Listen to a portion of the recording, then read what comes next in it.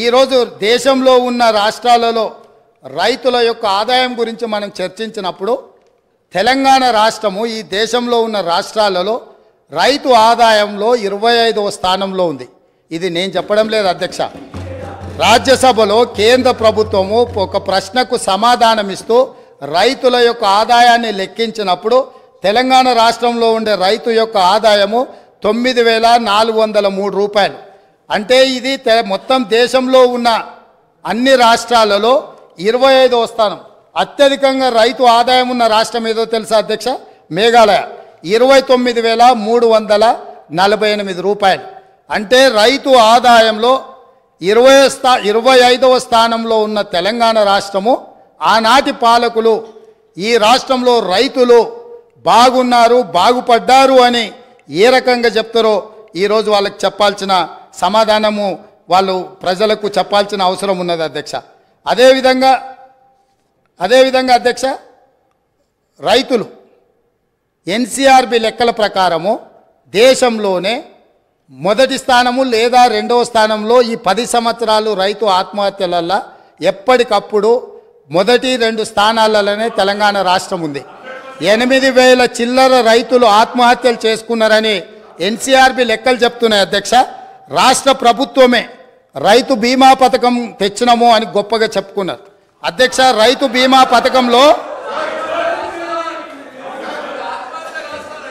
Sir నేను చెప్పకముందే ఎందుకు లేస్తున్నారు సార్ వాళ్ళు? ఎందుకా ఉలికిపాటు? రాష్ట్ర ప్రభుత్వం తీసుకొచ్చిన రైతు బీమా పథకానికి సంబంధించిన నివేదిక 2018 ఆగస్టు నెలలో ప్రారంభించిన రైతు బీమా పథకంలో అర్హులు ఎవరో తెలుసా అధ్యక్ష? 18 సంవత్సరాలు నిండిన వాళ్ళు, 60 సంవత్సరాల లోపట ఉన్నవాళ్ళు. ఎంతమంది రైతులు చచ్చిపోయినారో తెలుసా అధ్యక్ష?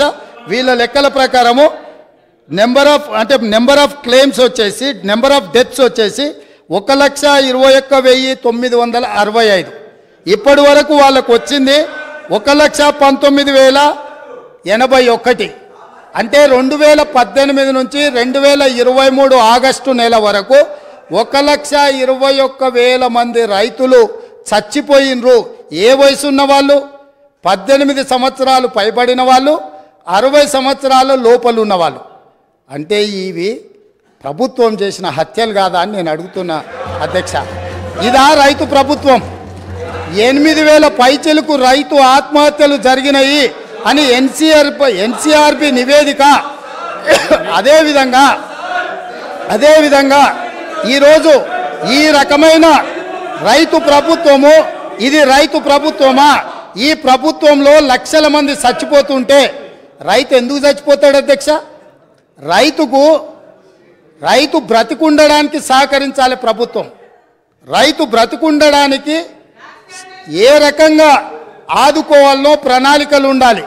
రైతు వేసిన ఇత్తనాలకు, ఎరువులకు, పంటకు రైతు బీమా పథకం పెడితే అకాల వర్షాలతోనో, కరువుతోనో, కాటకాలతోనో, చీడ పురుగులతోనో పంట నష్టం జరిగితే రైతు బీమా పథకం ఉంటే రైతు పెట్టిన పెట్టుబడి, పటాన్ల దగ్గరలో తెచ్చిన అప్పులు కట్టుకోవడానికి రైతు బీమా పథకము ఉండి ఆ నష్టపోయిన పంటకు రైతు పంటల బీమా పథకాన్ని పెట్టుంటే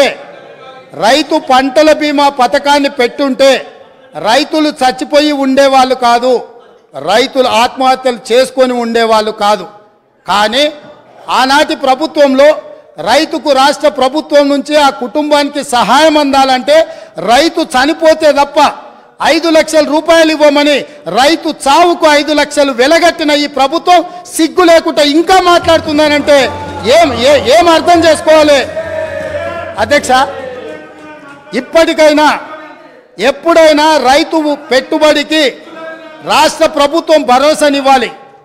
రైతు పంటలకు బీమా పథకం ఉండాలి తప్ప, రైతు బతకడానికి ప్రభుత్వం నుంచి హామీ ఉండాలి తప్ప, చనిపోయిన తర్వాత నువ్వు ఏమిచ్చినా ఆ కుటుంబంలో చనిపోయిన వ్యక్తి తిరిగి వస్తాడా అని నేను అడుగుతున్నాను అధ్యక్ష.